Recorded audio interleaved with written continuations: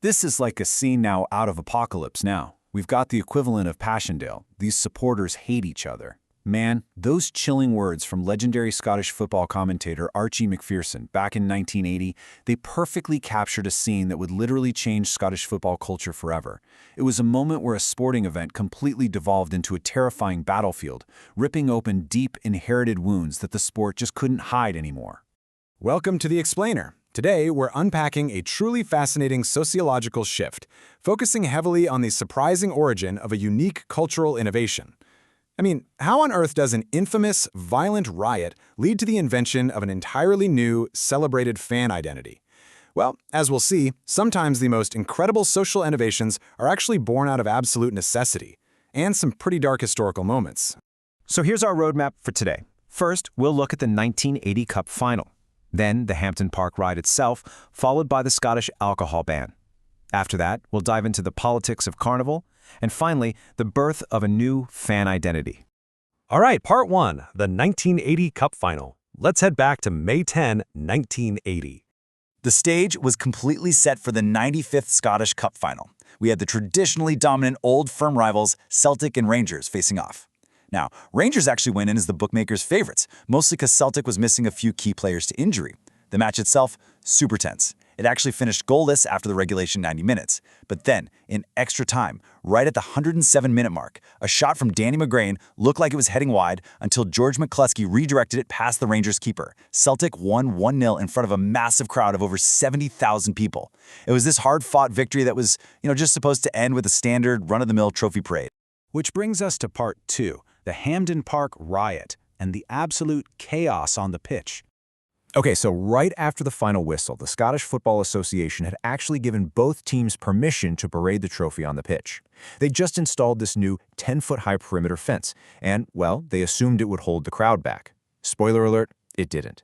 Celtic fans scaled the fences to celebrate with their players, and then, a single provocation literally lit the powder keg.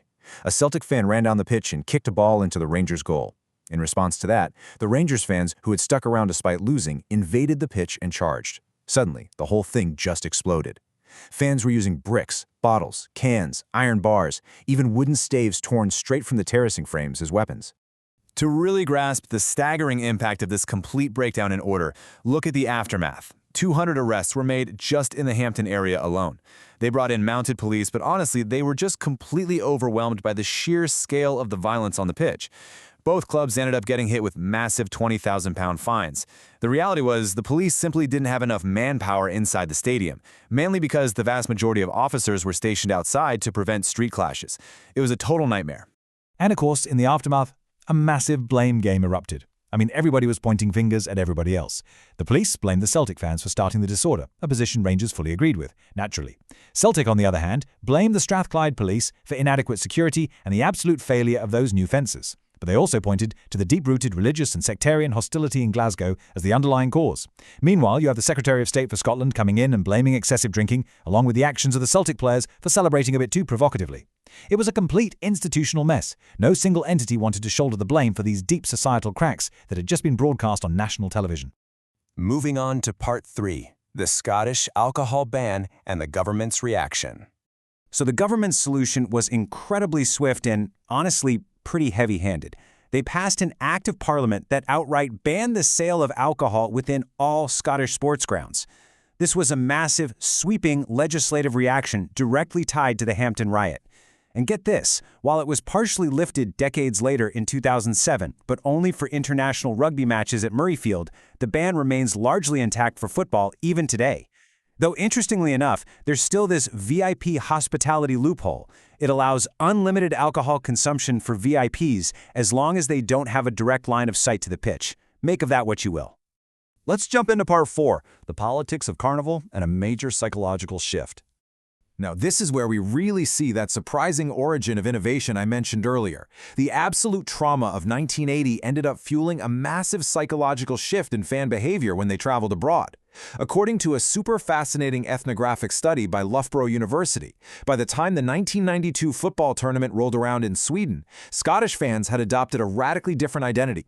Basically, they realized the violence of the past was totally unsustainable and was just destroying their national image. To survive, they had to innovate. They had to engineer a completely new way of behaving as a collective. To understand this shift, the researchers applied Umberto Eco's theory of the carnivalesque. Let's break this down a bit. Essentially, a carnival acts as a giant societal pressure valve. It's what Eco calls an authorized transgression, something limited in space and time, much like a football tournament.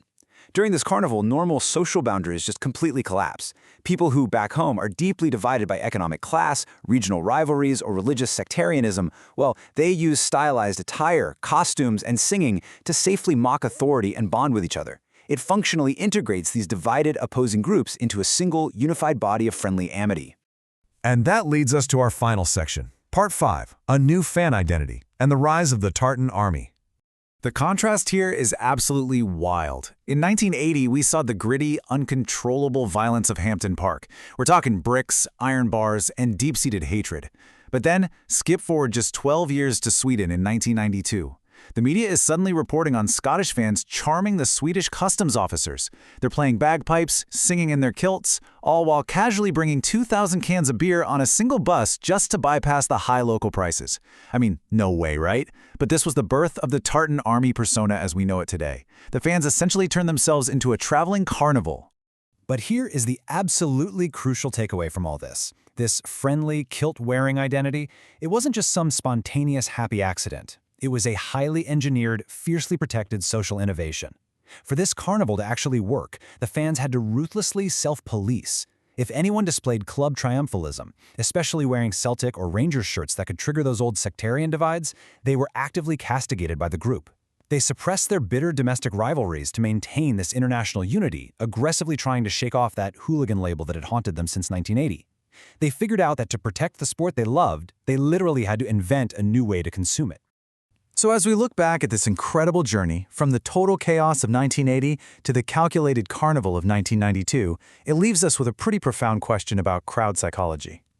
Ask yourself, when we see thousands of fans wrapped in their national colors, singing arm in arm, is that unity actually real, or is it just an elaborate, highly self-policed performance? Just an authorized transgression specifically designed to keep the dark days of history firmly in the past? It's definitely something to chew on. Thanks for joining me on this explainer, and as always, keep questioning the world around you.